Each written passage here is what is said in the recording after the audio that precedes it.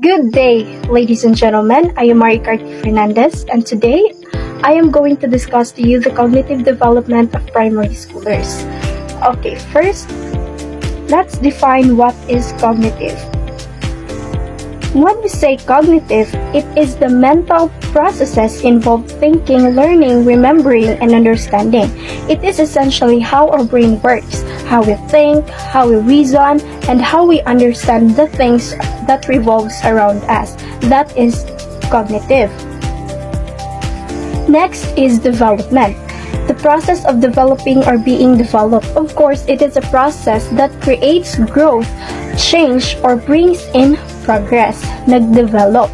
Next is cognitive development. When we say cognitive development, the development or the ability to think and reason, it is the changing or the changes of the way we think, the way we reason, the way we understand. That is cognitive development. It is a process of growth and change in intellectual mental abilities. Next, Jean Piaget. Okay, we already know Jean Piaget from our previous lessons, right?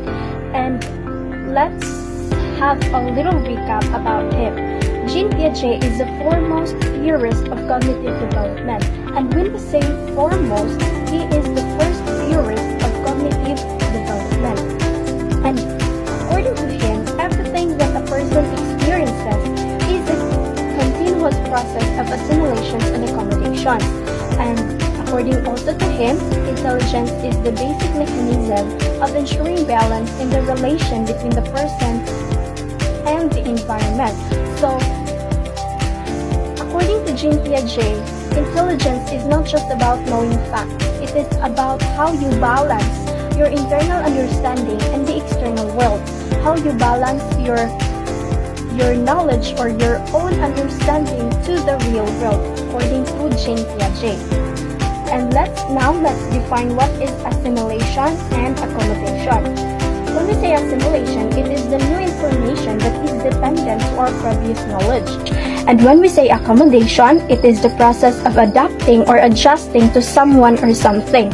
For example, sa assimilation, if the child saw a cat and referred it as a dog, in accommodation, the mother of the child will tell him that it is not a dog but it is a cat.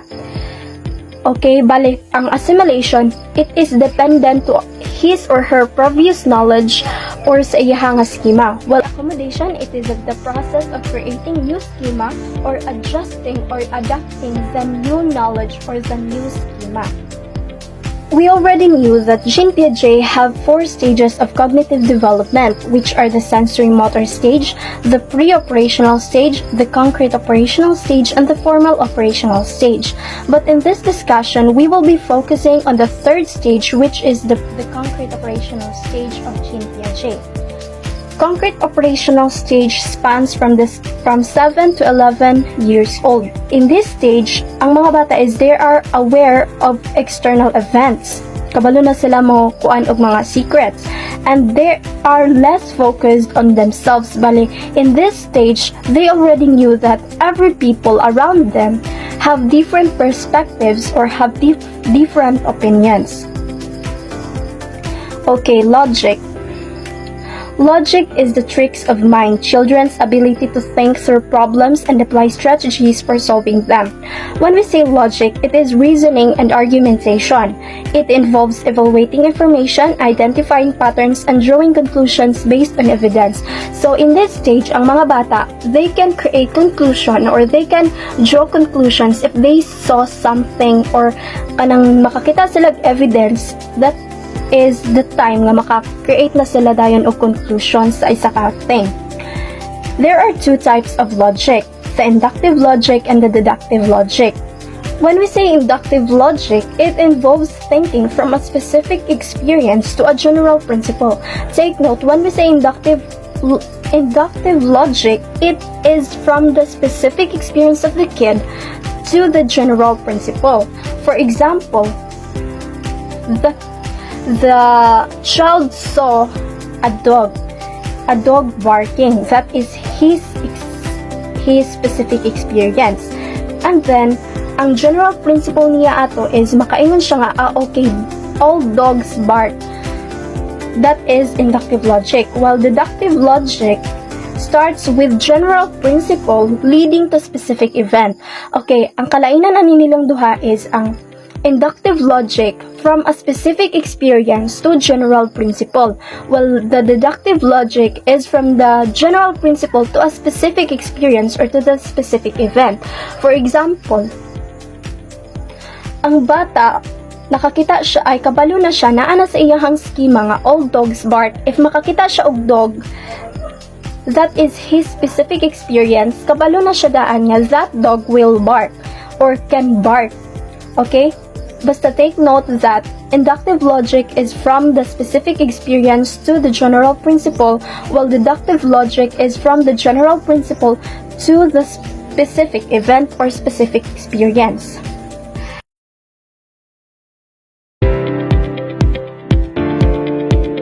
Next, reversibility. It is the awareness that actions can be reversed. Diba, allows children to reason logically, solve problems, and understand the world in a more sophisticated way. Here, ang mga bata is, they are already aware that things or actions can be reversed. Cognitive milestone. Elementary age children encounter developmental milestone. This is the stage when they leave behind egocentric thinking and start to develop a more mature way of looking at things, which greatly enhances children's problem-solving skills. Piaget called this process decentration. Okay, here in cognitive milestone or in this stage, the children, they will leave their egocentric thinking. In this stage also, they consider the perspectives or the perceptions of other people, the point of view of other people. Piaget called this process decentration. And when we say decentration, the child is no longer dependent on his own point of view. Meaning, the child will think that just because he liked this thing doesn't mean that everyone will like that too, or everyone will like that as well. So in this stage, ang child is kabalo na siya nga, okay, every people around him or every individual, they have their own ideas, opinions, perspectives, and the child in this stage will consider that one. Next, they develop certain skills within a particular time frame. The skills they learn are in a sequential manner. When we say sequential manner, from basic to difficult, of course, diba, ang mga bata, dapat tudluan jud sila from basic to difficult. Alangan man, tudluan sila from difficult to basic, diba? So, from basic to difficult. They need to understand numbers before they can perform a mathematical equation. Diba, sa elementary, kay from grade 1 grade 1, kay tudluan pa sila og mga sounds, mga unsaon pagbasa sa mga basic na words. Ayha sila maka-pronounce o katong mga difficult na put nga mga words from basic to difficult. That is sequential manner. Next is information processing skills. Several theorists argue that like the computer, the human mind is a system that can process information through the application of logical rules and strategies. They also believe that the mind receives information, performs operations to change its form and content, stores and locates it, and generate responses from it. Okay, there are several theorists argue that the human mind is like the computer daw. Why? Because the human mind can, just like the computer, it can receive information, can process information, can share information, and can generate information.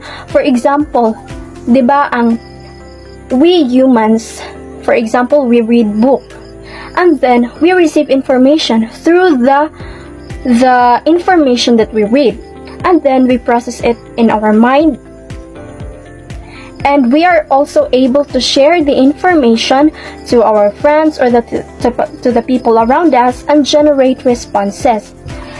Next is implications to child care, education, and processing. There are 5. The first one is helping children draw on their strengths and promote growth in their weaknesses. Okay, so as a future educators, as a future teachers, as a future parents, we need to encourage or motivate the students Next is encouraging children to read more every day to increase their vocabulary. So we need also to encourage our future students to read, and read. Why? Because through reading, they can improve their vocabulary, they can improve their comprehension and foster imagination. Of course, if we read, it is easy for us to imagine the things that we read or the information that we read. Next is bringing children to museums, at exhibits, and historical landmarks to widen their perspective about the world and people. Exposure to different cultures, art, history, and environments broadens children's understanding of the world and its diverse people. Of course, if kaya sa budget, we also need to bring them to museums or different places or exhibits so that they can learn or they are being exposed, ma-expose sila sa different cultures and they need to appreciate it. The last one is lessening children's screen time and increasing their personal and face-to-face interactions.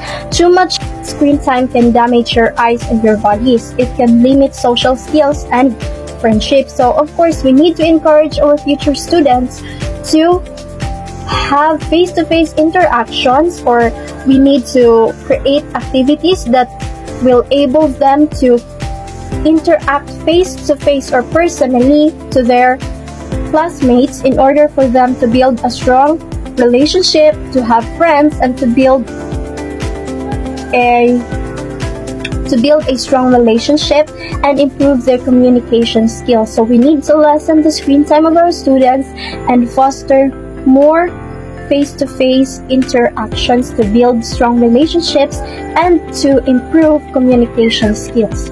And that's all for my report. Thank you for listening. I hope that you learned something from me and from the topic that I have discussed.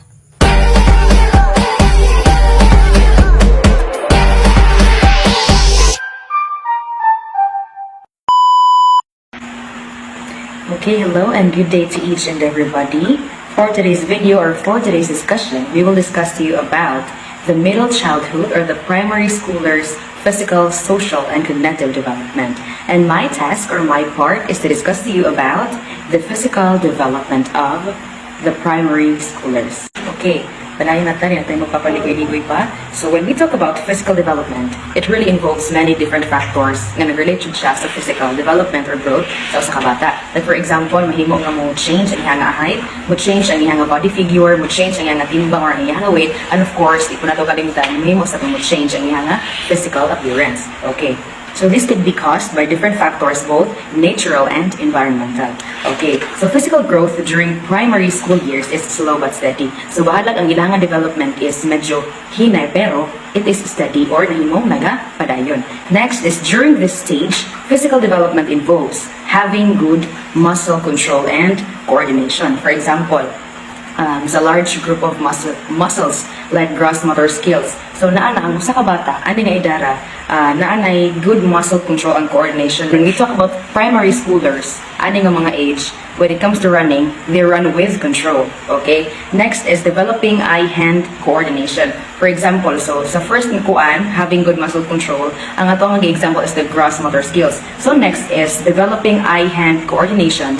We will have the example of fine motor skills like using scissors to cut papers. Okay, eye-hand coordination na siya. And also, na-develop na nila ang eye-hand coordination, for example, mag-draw or mag-write. Okay, draw different shapes or simple shapes. And next is having good personal hygiene. So, ani nga mga idara or ani nga mga stages of development, especially physically, kaya ba na sila how to brush their teeth regularly, 3 times a day, buntag ug hapon, 3 times na gani.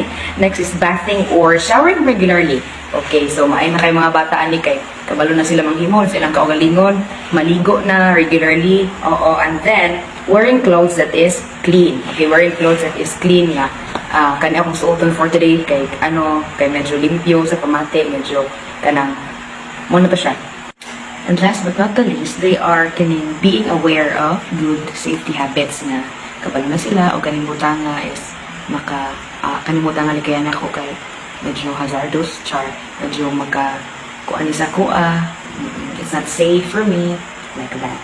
So diri na ta sa height and the weight. Okay, the height and the weight. So this period of gradual and steady growth will give children time to get used to the changes in their bodies. Okay, so natin sa itong PPT that average, weight gain average about 6.5 pounds a year. So it will gain 6.5 pounds a year, pero depende na sa usa ka bata because there are some children na aning itara is very thin, and there are some children sab na mamorge because there are some factors na nahimong nakaapekto, or there are some factors that indicates how much a child grows or how much changes in the body will takes place. So kaning nga factors is unang-una is we have the genes. Yes, ang genes yun. For example, what Mayor said last time sa ato ang discussion, sa iyang explanation last time na iyang mga ancestors or kalululuhan, kaapu-apuhan has a blurry vision. So that is why most of to ang iyang inherit. Because genetic traits among parents is very has a big influence in a child's growth and development. Alam nga naman kung usa ka bata taas yung mama puto, di ko mahitabo. So dapat nagid siya inheritance or nahimo nga nakuha ingana. Next is the food, ang pagkaon. Okay, so good nutrition plays essential role in a child's growth and development. So kinahanglan yun sa usa ka bata aduna gid siya kaning adequate, dili inadequate but adequate good nutrition na gina-intake sa iyang body so that kanang mas nice or mas nindot ang impact sa iyang physical growth and development, because adequate nutrition is very essential or very crucial in a child's growth and development. So mao gani na ma-compare nato nga there are some kids, especially aning idara is malnourished, and also there are some kids nga medyo kanang tambok siya. Oo, medyo dako siya tungod kay bata pa lang himo na nga na-train sa iyang parents to eat nutritious food, to eat adequate nutrition. Okay, dili mo gud po nato mag-focus because there are some children din na tini. There are some children po nga kusog mo taon. Okay, next is the climate. Okay, so ikatulo ang climate. Okay, so nahimo nga si climate because ani nga mga idara, children are kaning prone to kiat-kiat. O bisan pag isa ka adlaw na sila magdagandagan, tibuok adlaw na sila musikiniat, ang silig dula, dighap na sila kapuyon kay mauman na ang ilang hipay. Dili kapuyon. Dili na sila ganan muundang, bahala isa ka adlaw pa na sila binulad sa init. So, indicator or usa sab ka factor si climate change, si climate, because there are some children na nahimo nga na-expose na sa sun, nahimong expose sa sun, too much exposure sa sun, which is naka-apekto sa ilang physical na body. Muna siya. I know that you all understand na. And next is the exercise. Okay. So ato nga na-tackle sa ato ang PE as always mentioned na exercise is good for your health, na kinahanglan yun. We do that exercise regularly because it makes our bones and muscles, it makes our bones stronger, JH, stronger and older. Then it makes our body healthy through exercise. So, most of na factor indicator. Next is ang duha, last but not the least, the medical conditions og the 5 and the 6, the medical conditions and the diseases or the illness. So, kanang sa nako ang mga kodigo. Diseases or the illness. Okay. There are some kids nga kaning nadyo mga sakit-sakit or inyong anak, which is kaning dili no nila mahimo nga ma-promote ang ilang healthy growth tungod kay naapektuhan sila ng mga sakit-sakit, like for example some chronic diseases like diabetes and asthma, and also I guess genetic disorders like Down syndrome. Yes, mga bata nga na yung mga sakit at ibang anak. So they're unable to promote their healthy growth or healthy development, physical development, because of these disorders, because of these illnesses and mental disorders. Okay. So, we're done with the height and the weight. And next is the bones and the muscles. Okay, the bones and the muscles. So, based on our handout, childhood years are the peak bone producing years. So, kaning years are the peak bone producing years. So, bones grow longer and broader. Okay, so, dili na mag-start. Ang usa ka bata is, hindi mo na nga ma-replace ang ma-replace na galing. Hindi mo nga ma-replace ang yang teeth, inong anak. And then we have the motor development. Okay, so ilahan na po, na-develop na po nila ang motor development. So, young school-age children are gaining control over the major muscles of their bodies. Okay, they can now perform unimanual or bimanual activities. Like, for example, sa bimanual, like cutting papers. Okay, you're using your two hands. Two hands, one hand. Charot. You're using your duha ka kamot in order to cut. Dili nagunit si kamot nagunit sa papers, isa kamot, isa gunit sa gunting. So, bimanual. And unimanual like writing, drawing, and na. So, motor development skills include coordination, balance, speed, agility, and power. So, kani si coordination, balance, speed, agility, and power because we're talking about physical development. So, ma-involve din siya because mao man ni siya ang kinahanglan nato na i-develop sa atong physical body when we are doing, okay, or undertaking physical activity. Okay, so coordination, na dira sa atong handout, it is a series of movement organized and timed to occur in a particular way. Okay, so nagbasa ko ani sa other definition, coordination is a series of series. Lagi, it is a series or a group of people that work together to perform a specific task. And when it comes to physical activity, mo ni siya ang meaning sa coordination. It is a series of movements na kinahanglan nimong gamiton or pagabuhaton to do or to perform a specific physical activity. Because the more complex or the more bugat the physical activity is, the more coordination will take place. The more coordination, may imo nga gamiton. Or should I say, dili lang siya the more bugat, the more malisod ang usa ka physical activity. And next is the balance. Okay, this is the stability or the equilibrium sa imong nga body. Okay, so kabalo naman mo si balance, no? And let us proceed to the speed. Okay, this is how fast you are, Char. Okay, the ability to cover a great distance in a short period of time. Gani mo na to siya kapas-pas, your speed. And next is your agility. It is how swiftly, quickly, or rapidly mo change ka ang direction sa imong nga body. It is the agility. And next is the power. Okay, it is your great or maximum effort. Okay, unsaon man nimo pag-perform that specific, unsaon man nimo pag-perform ng specific activity, physical activity, o wala kay effort nag-exert. So kinahanglan gid og power. Okay, kana nga lima is very essential, especially when we are kaning joining or mag-play ta og games and sports, especially ani nga mga idara kay mao na gyud ni ang start ng ani nga mga motor development skills is na develop. Okay, now let's move on to some issues affecting physical development. So there are 3 issues affecting the physical development. First is the obesity, the childhood nutrition. Under sa childhood nutrition is ang kaso sa malnutrition and also ang ilang na pagtulog or ilang na sleep. Okay, so first is the obesity. So the obesity has become the major concern of both parents and healthcare providers. Okay, kaya imbis na kaninga kaso or kaninga problema kaninga mga issue is mahimo nga makuhaan nimo na noon nga ang case ani is nagkadaghan. Okay, so let me read this one. Prevalence of overweight among children 5 to 10 years old has risen from 5.8% in 2003 to 9.1% in 2013 or 2013. So, bali, imbis na ang cases magkadaghan, magkagamay, so nagkadaghan ang kaso sa obesity. Okay, so, usa ni siya ka-issue that affect physical development because obesity may lead to some cardiovascular diseases or non-communicable diseases. O, isa na lang nato example is si diabetes. O, next is the childhood nutrition. Okay, dito sa childhood nutrition. So, malnutrition remains a major health issue in the Philippines. This has been proven to have a serious effect on the physical, mental development of children.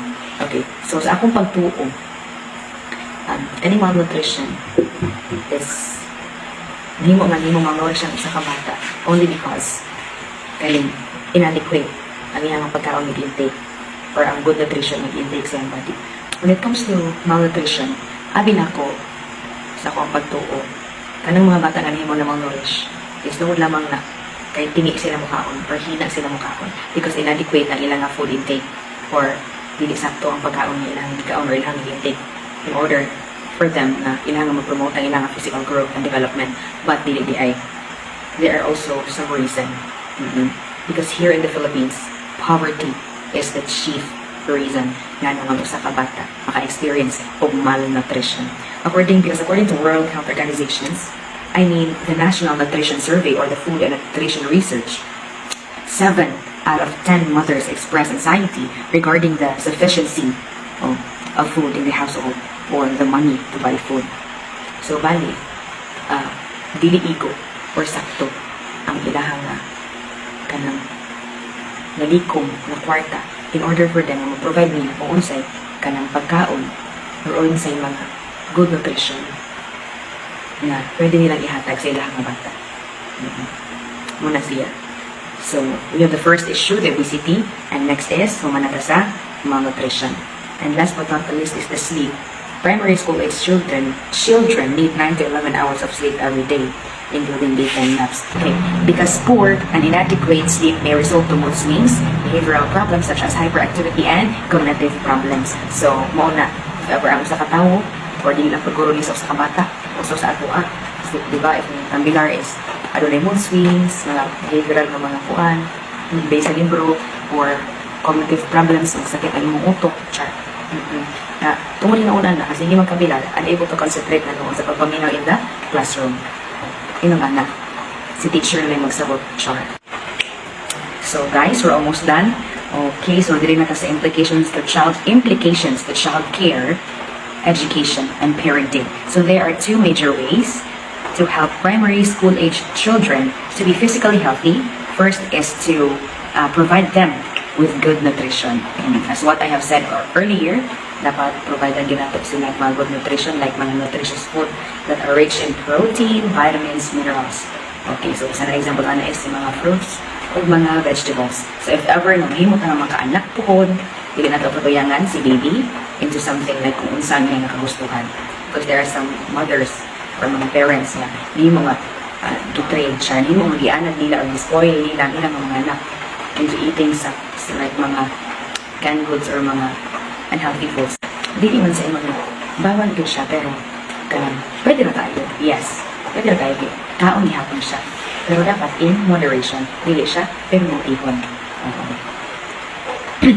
Okay, next is let us involve them in coordinated and age-appropriate physical activity. So, as what I have said, kailangan na po exercise or mga physical activities. So, we really need exercise to make our bones stronger and also to make our body healthy. So, okay, before I'm going to end, let me give you a Bible verse found in the book of Proverbs 22:6. Yes, train up a child the way he should go, and when he is old, he will not depart from it. Thank you and God bless. Afternoon everyone, my name is Princess Sheena Rizel Ermak, and today I'm going to discuss about socio-emotional development of primary schoolers.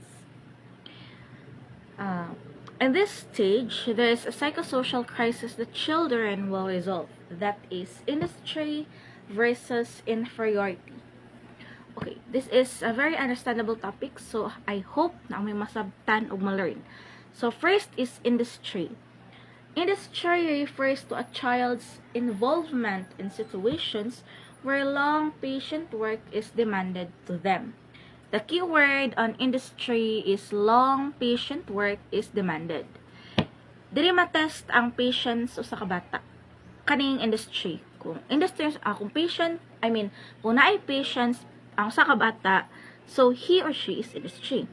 Example, a child meticulously build a complex Lego structure. You all know what Lego structure is, right? Right. Okay. When making Lego structures, this requires patience, focus, and perseverance to complete, especially if it's a large project. When a child meticulously build a Lego structure, then he or she is a industry. Kasi nga, making a Lego structure requires patience. And naadjud sa keywords sa industry, long patience work is demanded. So when a child is makabuhat siya structure o Lego structure, he is industry. Always remember lang matawag na mo industry ang sa kabata kung naa siya patience, commitment, and dedication on the work nga iyang gibuhat. Okay. Next is inferiority. Inferiority is the feeling created when a child gets a feeling or failure when they cannot finish or master their schoolwork. So, the key word on inferiority in the word inferior is feeling of failureness or disappointments. Example, academic failure. When a child consistently receiving poor grades may feel inferior, mura siya o mahiubos sa iyang kagalingon to classmates who excel academically. So, 'di ba, kung natay classmate, kung if example mag-quiz and then makakuha ka og example 20 items and then makakuha ka og 5 or 6 or even 6, then ang imuhang classmates is makuha perfect score, makapangutan na sa mong galingon anak, ay perfect lagi siya, ako lagi dili. So mura ka ma-disappoint sa imong kagalingon. So that is inferiority, feeling of failure when they cannot finish or master their schoolworks. So that is inferiority. In the word inferior pa lang maka-feel na og disappointment sa imong kagalingon. So in short, industry reflects a positive self-perception and strong work ethic, while inferiority reflects negative self-perception and lack of confidence. Kasi nga industry, long patient work is demanded. So mura ba siya na siya positive self-perception ito sa bata, while ang inferiority is negative. Okay, naaman dira ang feeling of failure or disappointments. Okay, next is understanding the self. Naani siya sa UTS, understanding the self. Kana akong topic is similar ni siya sa topic ni Noman, but socio-emotional siya, pero ako primary schooler. Okay, next is self-concept, knowledge about the self such as beliefs, physical characteristics, abilities, values, goals, and roles. So in short, how you see yourself, ay paunsan nimo gilanta imong kagalingon. Diba sa UTS, there are 3 components of self-concept, that is ideal self, self-image, and self-structure. Ideal self is you want to become, who you want to become. Self-image is who you are, you see yourself, how you see yourself, and self-esteem is how you feel about yourself. So, next, having a healthy self-concept does not mean that a child thinks he or she is better than others. It means he or she likes his or herself, feels accepted by his or her family, and believes that he or she can do well. So, it doesn't mean nga na kay healthy self-concept, kinahanglan na sab nimo magmataas sa laing tao. Like, having a healthy self-concept, gabi kay confidence nga, mura na din nimo itapakan sa tawa na ka na imo na dayang ikuanan ang laing tao kay kasi nga nakay healthy self-concept. But having healthy self-concept is accepting yourself, accepting the fact that your family loves you by you, and accepted by you. Kanang doubt mo galingon, dili ka mag-doubt, wala kay doubt sa mo galingon, doubt mo galingon. That is having a healthy self-concept. Love ni mo galingon, love kasi imong family, ug dawat nimo imong kagalingon. Next. School years. In a transition from pre-elementary to primary school, children tend to become increasingly self-confident and able to cope up, oh my God, sabat na kayo. Cope well with social interactions. They are not focused on themselves anymore but are also aware of the needs and desires of others. The issues of fairness and equality become important to them as they learn to care for people who are not part of their families. Characteristics like loyalty and reliability as being considered, as well as responsibility and kindness. So, school years. Siyempre, makadaghan ito responsibilities kay gunitan. School years sa mga bata is dire na nila ma-enjoy ang ilang pagkabata since makamit sila new faces, new friends, no? New faces, new friends. So, ayan, sa school years, dira nila ma-enjoy ang ilang life. Next. Building friendship. Okay, according to Aristotle, what is a friend? A single soul dwelling in two bodies. But sad to say, dili tanang ing anak nga friends kay naay plastic. Making friends is crucial but very important part of children's social and emotional growth. As soon as they able to walk and talk, they will tend to show natural inclination to be around other children. Children during this stage most likely belong to peer group. Peer groups are characterized by children who belong approximately to the same age group. Well, kanina bitong children who belong, peer groups are characterized by children who belong approximately to the same group. I think it depends. Kay naaman po yung mga tao nga nakibay kada umanghod nila. Like me. Nakibay kada grade 10. Try me. Ang isa second year college. Ako ang isa din. Ang pinakabata na mo is ang grade 10. Okay. Making friends is crucial but very important part of children's social and emotional growth. Makabantay mo anang bata nga pagdadon ni mo. For example, nag-reunion mo. And then, gikuyog ni, syempre, reunion, kauban mo family.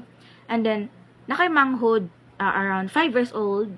And then, nakabantay siya nga walay laing bata. Siya lang isa ba?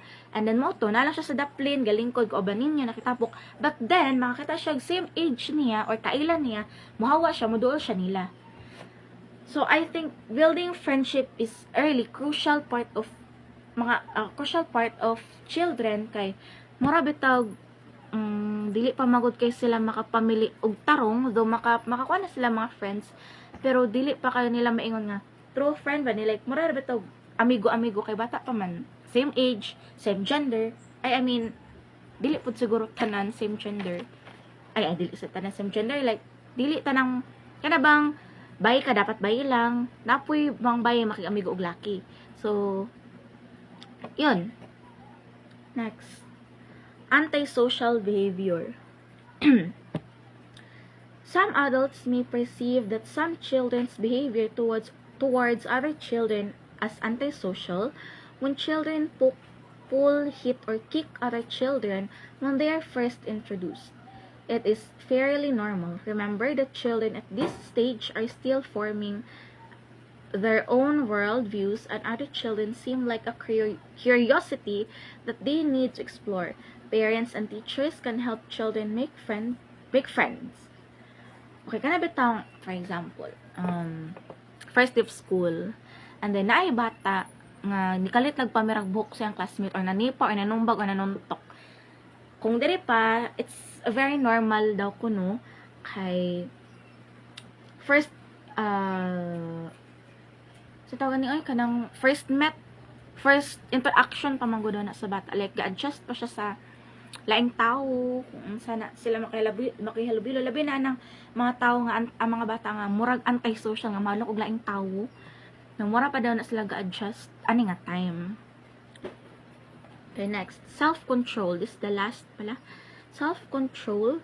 Once children reach school age, they begin to take pride in their ability to do things and their capacity to exert effort. Siyempre, kung magsugod na galig eskwela ang bata, dara na dahil magsugod ang effort nila. Matag sayo, mag-practice og sulat, practice basa, dara na pod nila makontrol nilang self. Ay, dili na kayo masuko, dili na mag-trinantrum, ha? So, yan, that's it. That is social-emotional development of primary schoolers. Again, my name is Princess Shanrizal Armac. Thank you for listening.